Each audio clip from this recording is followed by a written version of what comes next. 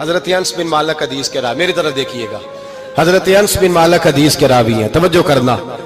کہتے ہیں ایک بی بی حضور کے پاس آئی، اپنا علاقہ چھوڑ آئی، آ کے کھڑی ہوئی تو اس نے کہا حضور میں خاندان بھی چھوڑ آئی ہوں، سسرال بھی، میکا بھی، ننیال بھی، ددیال بھی، میں ہر ایک کو چھوڑ آئی ہوں، میں جائیداد والی تھی وہ بھی چھوڑ آئی ہوں، مال دولت بھی چھوڑ، ایک میرا بیٹا تھا جوان وہ میں ساتھ لائی ہوں۔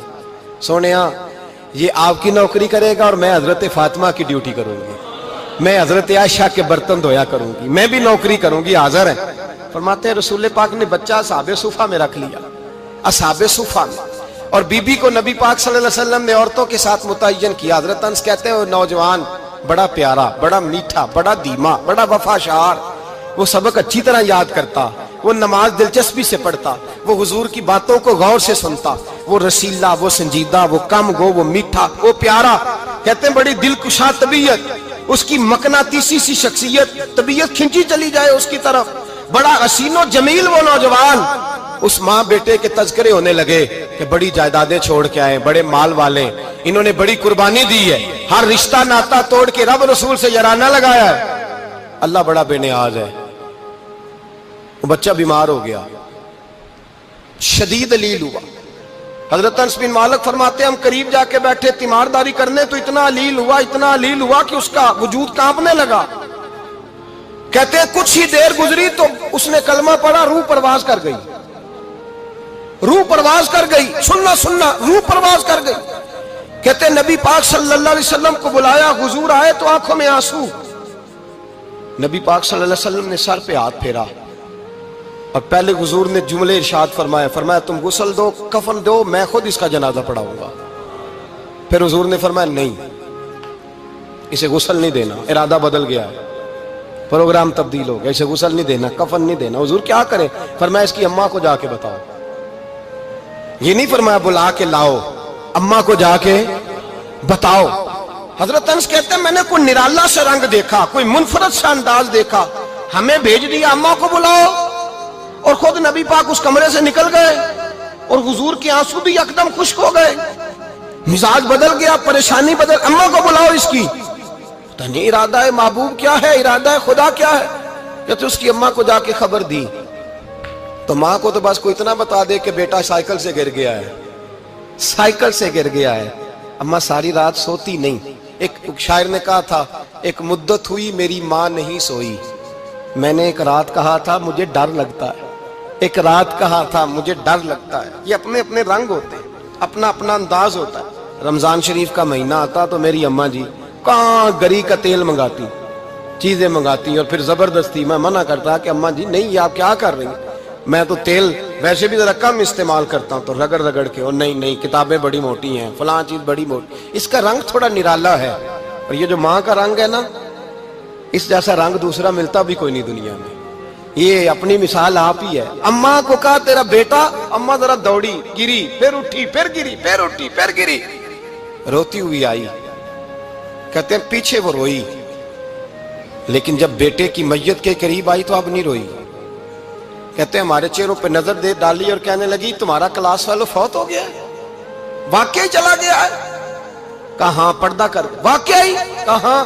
کہتے ہیں اماں نا زمین پہ بیٹھی اور پہلے اس نے بیٹے کے پیر اٹھا کے چومے، پھر سینے پہ رکھے، پھر وہاں سے اٹھی اور ادھر آئی، سر سجدے میں رکھا اور دونوں ہاتھ اٹھا کے کہنے لگی اے اللہ میں دولت کے لیے ایمان نہیں لائی تھی، اے اللہ میں جائیدادوں کے لیے کلمہ نہیں پڑھا تھا، مولا میں تیری بارگاہ میں آئی تھی تو میں تیرے اور تیرے رسول کو مان کر آئی تھی، خدا بندہ میں نے میکے چھوڑ دیے، سسرال چھوڑ دیا، ننیال چھوڑ دیے، ددیال، وہ دشمن تھے سارے دین کے، چھوڑ کے آئی، میں نے آرزوؤں کا بڑا مکان بھی چھوڑا، خدا بندہ بیٹے نے جانا تھا، مجھے شکوہ کوئی نہیں، لیکن خدا بندہ اب میرے سارے کہیں گے تو نے کلمہ پڑھا تھا تو تیرا بیٹا ہی چلا گیا، اے اللہ کی اگر تو نے دل مسلم کی دل جوئی نہیں، تانا دیں گے بت کے مسلم کا خدا کوئی نہیں، اے اللہ میرا یقین کہتا ہے کہ اگر تو مارنے پہ قادر ہے تو زندگی دینے پہ بھی قادر ہے، خدا بندہ کافروں کو راضی نہ کر، وہ خوش ہو جائیں گے، وہ مجھ پہ تانے کسیں گے، پھپتیاں کسیں گے، اے عرش کے مالک رحمت کا دروازہ کھول، میں تیرے نبی کی بارگاہ ناز میں رہتی ہوں، نظر فرما انس بن مالک فرماتے ہیں ایمان، یقین اور استقامت کے ساتھ اس بوڑھے نے جب دعا مانگی تو ہم نے مسجد نبوی کے صحن میں عجیب نظارہ دیکھا. ایک ماں نے دعا مانگی تو بیٹا اٹھ کے بیٹھ گیا. کہتے ہیں بیٹا اٹھ کے بیٹھ گیا، کلمہ پڑھ تو وہ اٹھ کے بیٹھا، ماں نے سینے سے لگایا اور ماں اور بیٹا نعرے لگانے لگے، لوگوں سنو، قرآن بھی سچا، اسلام بھی سچا، اللہ بھی سچا، یہ مسجد نبی سچوں کا گھر، اور سب سے بڑھ کے اللہ کا رسول سچا. اللہ کے رسول سچے، محبوب سچے، مسجد میں رہنے والوں میں سب سے بڑھ کر سچے، رسول کائنات صلی اللہ علیہ وسلم کا دین سچا. فرماتے ہیں رسول پاک کو خبر دی تو محبوب نے مسکرا کے فرمایا میرے رب کی طاقتیں بڑی زیادہ ہیں. ان اللہ علی کل شیء قدیر، اللہ کی طاقت بڑی ہے. ایمان تھا، یقین، استقامت. بچہ اٹھ کے بیٹھ گیا. حضرت انس کہتے ہیں وہ حضور کے زمانے میں بھی حیات رہا، وصال ظاہری کے بعد حضرت ابو بکر کے زمانے میں بھی موجود رہا، عمر کے زمانے میں بھی موجود، حضرت عثمان کے زمانے میں. اس کی ماں کا انتقال ہوا، اس نے اماں کو دفن کیا، اور ماں کے بڑے عرصے کے بعد اس نے پردہ کیا. جب ہم اس کی طرف دیکھتے تھے نا، دیکھتے اس کی طرف تھے پر ہمیں اس کی اماں کا ایمان یاد آ جاتا تھا، ہمیں یقین. او بھائی، کبھی تو نے رب کریم کی بارگاہ میں سر سجدے میں رکھ کے مانگا ہی نہیں، تو کبھی آیا ہی نہیں، ورنہ اس کے دروازے سے کوئی خالی جا سکتا؟ سوال ہی نہیں پیدا ہوتا کوئی خالی جائے. کوئی جاتا ہی نہیں، وہ بھیجتا ہی نہیں، اس کا انداز ہی نہیں، اس کا یہ کریمانہ انداز ہی نہیں، وہ بھیجتا ہی نہیں، وہ تو نواز دیتا ہے. ایمان، یقین، استقامت اپنائیے، اوڑھیے اپنی زندگی میں، اللہ تبارک و تعالیٰ کے ساتھ جڑیے. یہ دنیا داروں کے ساتھ ہم تعلق جوڑ کے رکھتے ہیں، کبھی SMS، کبھی ٹیلی فون، کبھی عید پہ مبارکباد، کبھی فلان جگہ.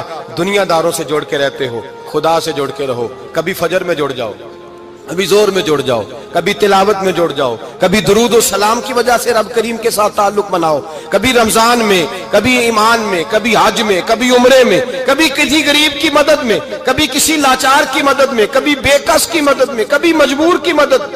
جڑ جاؤ اللہ تبارک و تعالیٰ کے ساتھ. مضبوط ایمان، مضبوط قوت پیدا کرو، توانائیاں حاصل کرو، اپنے اندر خوبی پیدا کرو. میرے بھائی یاد رکھیں، ایمان مضبوط ہوتا ہے تو اللہ عرش سے مدد نازل فرماتا ہے، اور جب ایمان کمزور ہوتا ہے تو جو مدد پاس ہوتی ہے وہ بھی چھن جاتی ہے.